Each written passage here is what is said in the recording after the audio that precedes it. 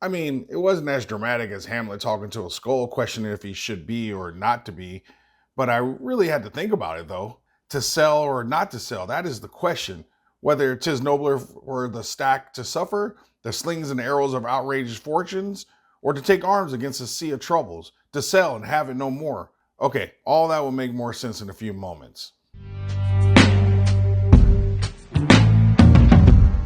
What's good, Stackers University? It feels so good to be back in the groove and putting out videos. I don't normally get into my personal life, but it's hard to talk about me selling gold and silver without getting into it a little. Part of what made July so crazy was that Mrs. Stacker and I decided to make it official, and along with that was us finding a new home for our new family. We can save the conversation about whether or not it's a good time to buy a home for another video. Now, I need you to understand that Mrs. Stacker has a very keen skill for decorating and style, which means there were a number of upgrades she wanted to have happen before we moved in to minimize disruptions. So the next thing I know, we were having the kitchen cabinets painted this very nice blue-gray color. Then of course, all the other cabinets had to be painted white. From there, we had the tile countertops replaced. Then we had to install LED lights, and the kids' rooms needed ceiling fans and lights. And if you're keeping tally, let me tell you, these were some very expensive improvements to the tune of around $20,000. And that doesn't include all the new furniture and moving expenses. As a quick aside, we all know the saying, happy wife, happy life. And while I don't love the expression because I believe you both should be working to make each other happy, what I do know for certain is that the likelihood of you being happy significantly increases when she's happy, and it only gets better the happier that she is. So what does that have to do with Hamlet's statement, to be or not to be? That is the question. Well, Hamlet's soliloquy is about him thinking about life, death, and suicide as he wonders whether it's better to commit suicide to end suffering and leave behind the pain associated with life. While it seems that he's asking the question of himself, he's really posing this as a question for all humanity. Initially, he seems to believe that death would be preferable, but he changes his position when he considers that we don't know what happens after death, which is what gave him pause. As strange as it may seem, I think this is a great analogy for what we face as stackers when it comes to determine when, if, and under what circumstances we would ever liquidate some or all of our gold and silver. As I've watched Mrs. Stacker continue to add to her wish list of improvements, similar to Hamlet, I had to wrestle with the question of how we were paying for these improvements. Instead of the question to be or not to be, I had to consider to sell or not to sell. While this seems like a simple question to answer, it really brings up some important questions to consider, such as, did we really need to make all the improvements before we moved in? Well, I tried that at first. I gave Mrs. Stacker a budget, and let me tell you, it was very cute that I thought that was going to work. Remember that adage, happy wife, happy life? Yeah, moving on. The last thing I wanted to do was liquidate some of my stack, especially when I believe we were on the cusp of a commodity bull market. Well, we also had the option of financing some of the items, but you know as well as I do, that doesn't make any sense. Ultimately, this meant I had three realistic options. One, don't sell any metals and burn through all my cash. Two, liquidate some metals. Or three, do a mixture of both. Now, if you've been around, you know that I think it's extremely important to have cash, not only for emergencies, but also for buying opportunities, which meant I had to decide between option 2 and 3. In order to make that decision, I really had to pause and really remind myself why I stack and why I believe stacking is so powerful. While I wholeheartedly believe stacking is an investment, it's also an insurance policy, not just against calamity, but an insurance policy for the situations life throws at us. Because we all know that life happens. While not everyone sees it that way, our metals are in fact liquidity, as well as a store of value. As Rick Rule preaches, it's a form of liquidity almost as liquid as cash.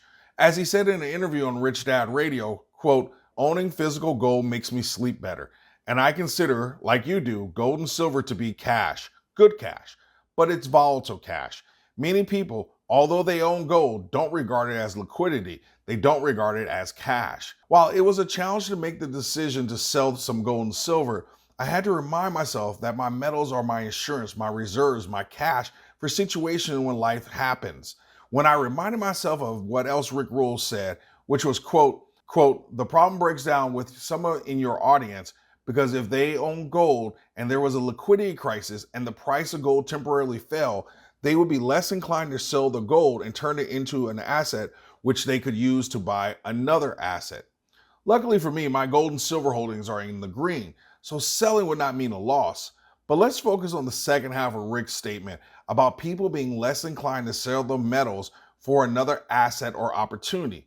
In my case, it wasn't really about acquiring another asset, but reinvesting my gold and silver into something else, something that would not give me a return in terms of dollars and cents, but a return in the form of turning the house we just purchased into a home. That, my friends, is not something you can put a value on. It's a return that can't be measured in metals or dollars.